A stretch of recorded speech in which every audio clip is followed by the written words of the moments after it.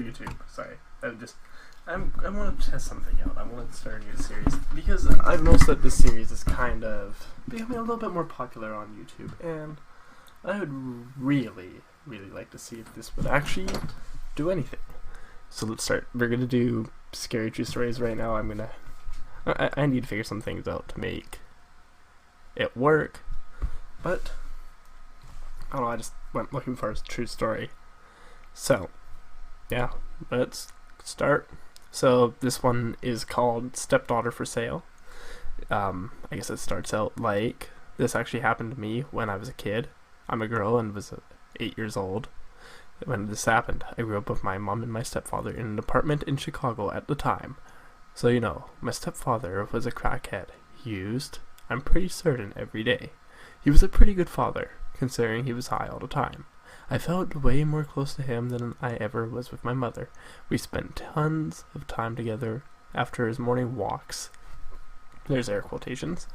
His habit got really bad. My mother was the one who could work, it was the only one who could work. Since he kept getting fired, my mother recently got new furniture, a whole living room set, 2 couches, lamps, end tables, rugs, and she even got a new TV. She was pretty proud and happy, mainly because she was able to hide enough money from my stepfather to buy everything. A few days after she got everything, my mom and I went to Burger King. We came back to the apartment. My mother opened the door, and her smile dropped. There was absolutely nothing in the living room. She told me to check my things. My bike, all my video games, my TV, and clarinet were all gone as well. There were quite a few other things gone around the apartment. You already know who's the culprit. My stepfather. Apparently he owed some people for drugs. He said he had no choice. They said to pay up, or it'll be everything he loves. As you see, his habit was very, very bad. Now, to the meat of the story, one day I woke up to my stepfather calling me. It was pretty early. The sun just started to peek into my room. I got up and heard him in the kitchen talking to someone frantically. I couldn't hear much since my door was closed, but I do remember making out a little bit. He said, "Man, she's beautiful, and you won't be disappointed." I slipped on my house shoes, trying to figure out who he was talking to. I heard one response, but the voice was very deep, so I couldn't tell what was said. It was strange for anyone to be visiting our apartment, and especially strange since it was so early. I was tired, confused, and a bit annoyed at being woken up. I opened my door from it. I have a straight line of sight to the kitchen. I see my stepfather, nervously fidgeting, pacing and talking. He saw me and said, "Here she is, man." I stood in the doorway and tried to give him a look like, who in the world is he talking to? He motioned for me to come in. I walk into the kitchen and I see a tall, older white man with shades. Looking back, maybe he was late 40s.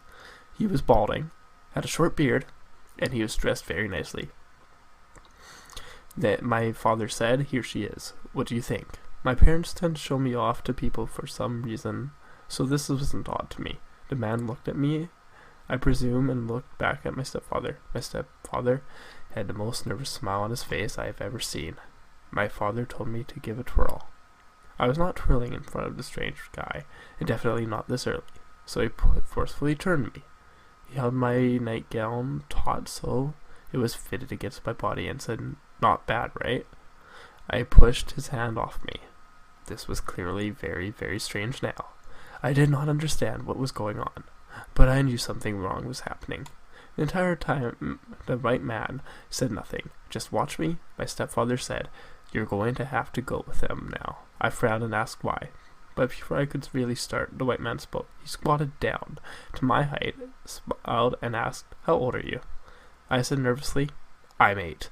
He said, "You're a big girl then. Do you like school?" I said, "I love school." This little conversation and his smile made me feel a bit at ease. I look over the man's shoulder and see my stepfather frowning / glaring at me, and it scares me. I have not seen him look like that except at suspicious people to warn them not to mess with him. I keep looking back at my stepfather, trying to answer this man's questions, knowing I said something wrong from my stepfather's reaction. The white man glances back at my stepfather while still squatted down to my height. My stepfather looks away in fear. The man stands up, looks back down to me and says, "It was nice talking to you. You're a very smart young lady. Now go on back to bed." I was not used to anyone giving me orders except at school or my parents, but I knew not to question it, and walked off to my room. I looked back, and he was watching me. I stood inside my room, at the door, and looked back again. He said, "Close the door and go back to bed." I looked at him, and he smiled back and motioned for me to go on. I closed the door and sat in my bed. I heard a man say something to my father in an angry voice.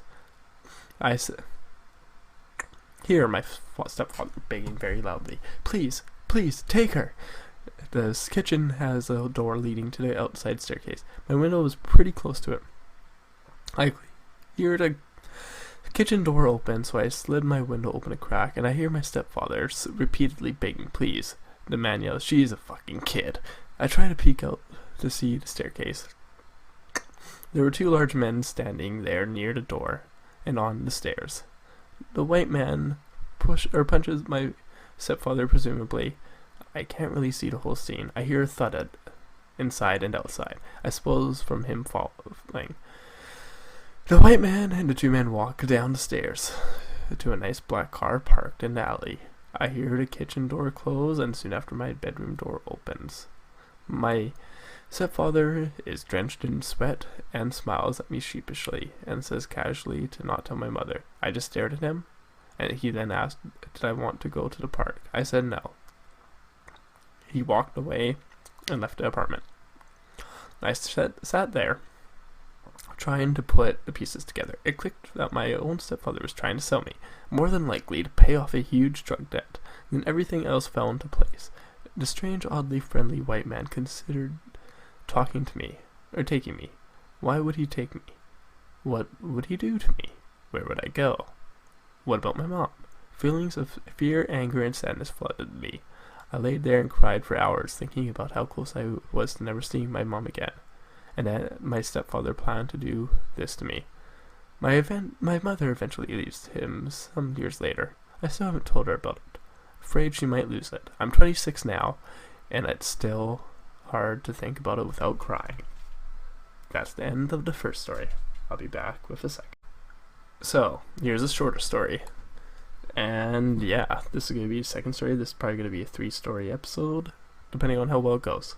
So yeah, here it goes. The story takes place 5 years ago, when I was 7 years old. This event went right over my head back then, but over the years I began to connect the dots. Before I start this, I would like to say that this is only a possibility, so please don't comment that it was an accident, or that he didn't have bad intentions, because I know that it may very well have been nothing. The story starts off in a diner where my mom, sister, and I go up to pay for our food and head out. When our food was paid for, I stuck out my hand, expecting my mom to hold my hand as I walked out, and a hand gripped mine, and we began to walk out. I would have walked out with this man if it weren't for my mother and sister noticing. I wasn't with them, and they stopped the man. I remember us having a laugh about it and driving away, but as you would expect, I saw the cliche white van in the parking lot.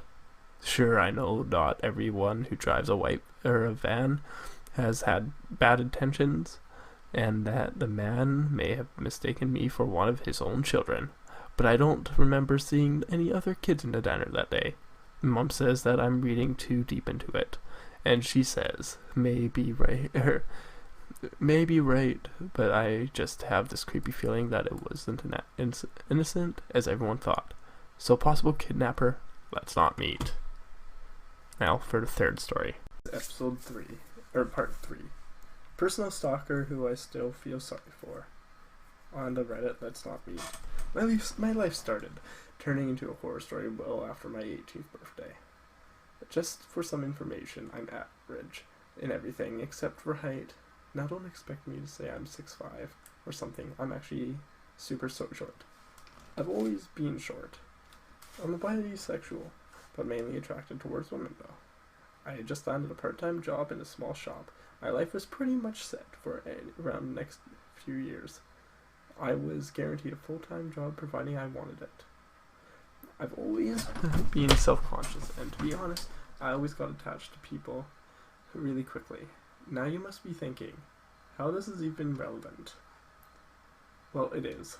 Anyway, this one night, I was leaving work where I met a man. Brian came up to me. Hi there. Would you mind showing me what was this role is? Now, I've actually never bothered going around the area I work.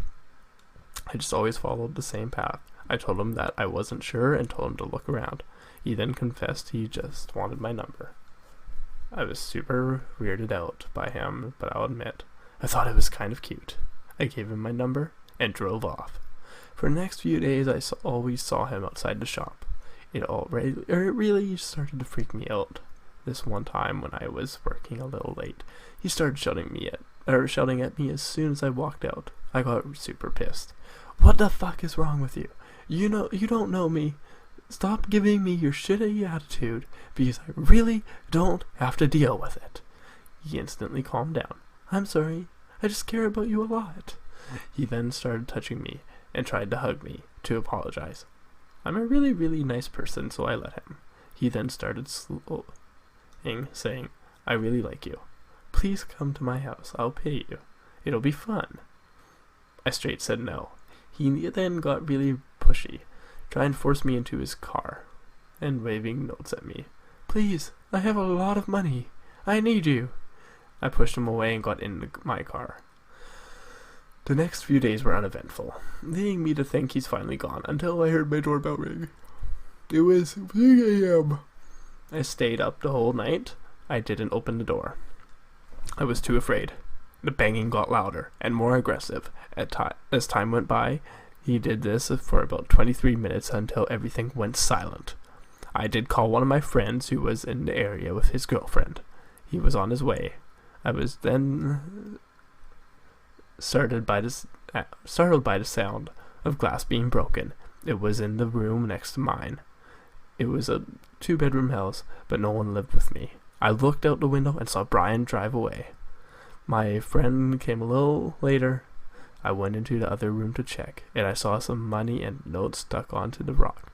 I was being polite, but you didn't listen. See you soon. I know this seems so cliched, but I was getting really pissed as this motherfucker, thinking he could mess with me. I went to work for the next few weeks, and everything was normal, until one time when I was coming home, I saw his car following me. I got out of my car. My blood was boiling. What the fuck do you want? You fucking idiot. He got out of the car and tried to jump onto me. I want you. He started laughing like a maniac.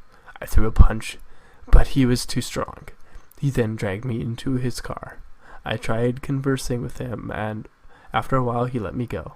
I noted the registration number and reported him to the police. He still sometimes comes in front of my house, staring into my window. Last night I received 23 missed calls from a private number. I don't think it's him. How would he get my number? And the third story, I think I'm going to only do 3 stories for this first episode. Hopefully it's really well taken. I kind of want to do some neat stories. I have one of my own, but I don't know. Maybe I'll say it. Maybe I won't. But in the future, whatever. So yeah, thank you very much for watching. I'd like to see you all next time. And yeah, goodbye.